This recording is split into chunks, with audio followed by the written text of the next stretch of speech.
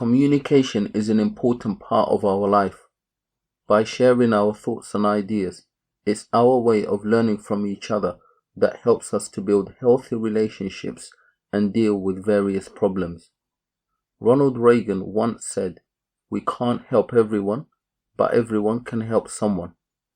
Being a cab driver, every day is a new experience, and being able to communicate well is an important skill, a skill which can have a great impact in changing people's lives, which is why there are some experiences I'll never forget. I'd taken a customer who sat in the front passenger seat. He was in his early 20s, so like most of my journeys, I tell them to let me know if it gets too hot or cold, or whether they want the radio on or off. This was a nice way to start a conversation. Then I tell them of the different people I've met, so we had a chat.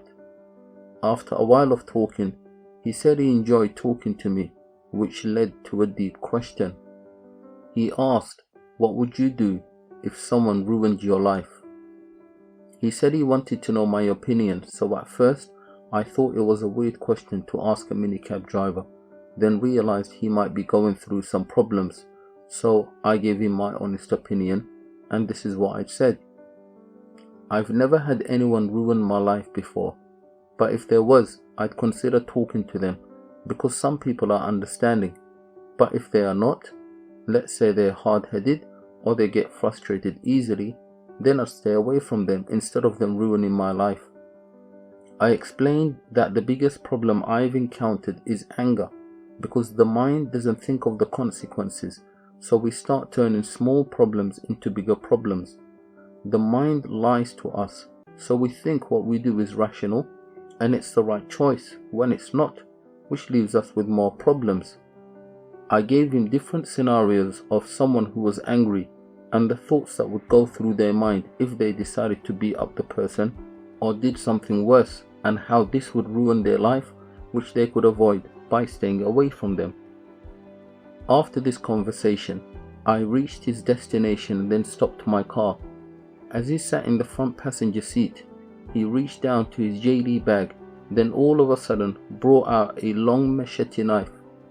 It was longer than my arm, and I'd seen something similar in movies, but never in real life, so I was left shocked and couldn't utter a word. I didn't know how to respond, so at first I feared for my life, thinking what if he uses the weapon on me. Then I remembered what he said earlier. I thought a guy who enjoys talking to me would not use the weapon, so this helped me to stay calm. After a few seconds of silence, he explained that there was a guy who ruined his life, and he found out that the guy was at a party, so he was going home to get ready, then go to this party where he'd use the weapon.